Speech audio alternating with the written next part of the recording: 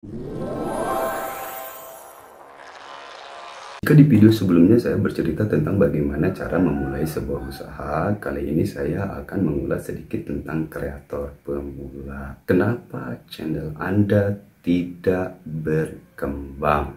Mari kita bahas satu-satu. Setelah saya pelajari, ternyata ada beberapa penyebab yang timbul dari internet itu sendiri. Pertama, terlalu fokus pada diri sendiri. Yang kedua, fokus pada menerima bukan pada memberikan. Yang ketiga, Anda belum menyadari sepenuhnya bahwa YouTube adalah sebuah pasar. Setelah saya menyadari ini, saya segera harus melakukan sebuah perbaikan. Dari kesemuanya itu, saya mulai belajar. Ketika pertama kali ada yang komen di channel saya berpikir channel saya bagus. Cuma saya sudah mulai mendapat respon. Komen, Assalamualaikum, begitu. Oh, saya bilang ada yang komen.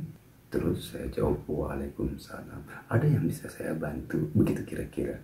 Tetapi 1 menit, 2 menit, 1 hari, kok tidak ada balasan? Lantas saya berpikir, apa sih sebenarnya ini? Akhirnya saya mencoba mencari. Dalam 2-3 hari kebelakang, channel saya rame di komen. Salam kenal, salam support. Ada yang pakai kode. Awalnya saya mengerti, tapi saya melihat ini L15. Apa sih L15? Oh, like ke 15 kode. Akhirnya saya mulai berpikir bagaimana cara seorang pemula berinteraksi. Teman-teman, saya ingin sampaikan kepada kalian bahwa ketika kita berkomentar di seputar itu, apalagi Anda tidak menonton video secara, maka tidak akan ada ilmu yang bisa Anda ambil. Terus saya mempelajari channel-channel Anda, mempelajari komen-komen Anda, entah itu di kolom komentar video saya atau di channel-channel Anda yang lain. Ternyata komen seputar itu, saling support, saling mendukung, saling interaksi, nggak jauh beda dari Facebook Pro.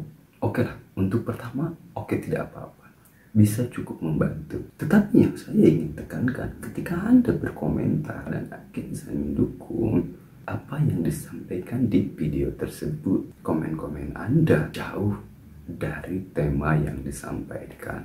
Yang kedua, lebih mengarah kepada monetisasi. Teman-teman, saya ingin tegaskan di sini, monetisasi sama dengan feedback.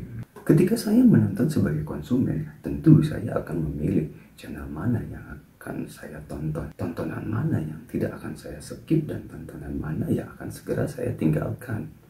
Dengan alasan, misalnya satu, bertele-tele, yang kedua, tidak ada informasi atau sesuatu yang saya cari. Itu. Namun, ketika saya menempatkan diri sebagai konten kreator, maka saya akan menonton video Anda secara utuh. Baik itu bagus atau tidak, saya ingin mempelajari bagaimana cara Anda menyajikan sebuah tontonan yang nantinya akan saya jadikan perbandingan. Lantas ketika saya sudah menonton channel Anda, menonton beberapa tayangan Anda, saya akan membandingkan dengan konten-konten yang memang sudah pro. Lantas saya akan menarik sebuah kesimpulan. Dengan begitu, saya bisa memprediksi channel Anda bisa berkembang atau tidak. Bagaimana channel kita mau berkembang jika kita hanya berfokus pada diri kita sendiri? Belajar bagaimana memberikan, bukan bagaimana menerima. Sekali lagi saya tekankan, monetisasi sama dengan feedback. Karena yang akan menonton channel Anda itu nantinya bukan para kreator, tetapi penonton-penonton unik yang membutuhkan sebuah informasi yang nantinya bisa diaplikasikan dalam kehidupan nyata. Dan perlu Anda ketahui bahwa pelanggan-pelanggan ini berada di seluruh dunia. Jika dikembalikan kepada pembahasan saya sebelumnya tentang bagaimana cara memulai usaha dari nol, sesungguhnya ini berkaitan erat antara satu dan lain hal. Kenapa saya memberi judul di channel saya, Pengusaha dan Konten Kreator Muda Sukses? Karena ini ada keterkaitan yang erat. Silakan Anda pelajari video saya yang lain.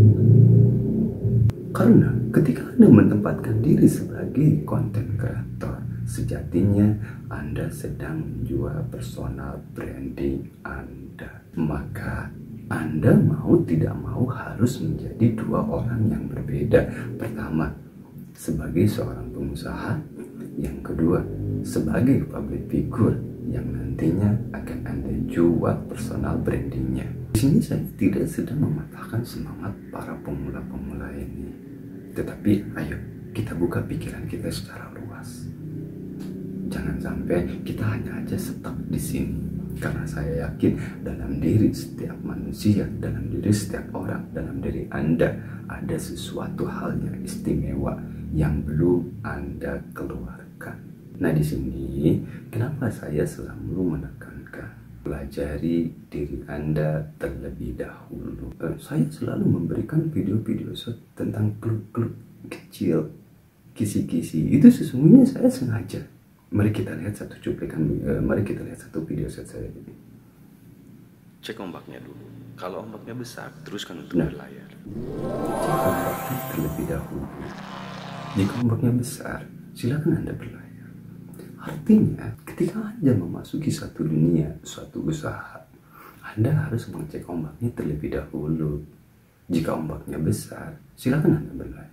Lantas bagaimana Anda bisa mengetahui ombak itu besar atau tidak jika Anda hanya berada di pinggir pantai?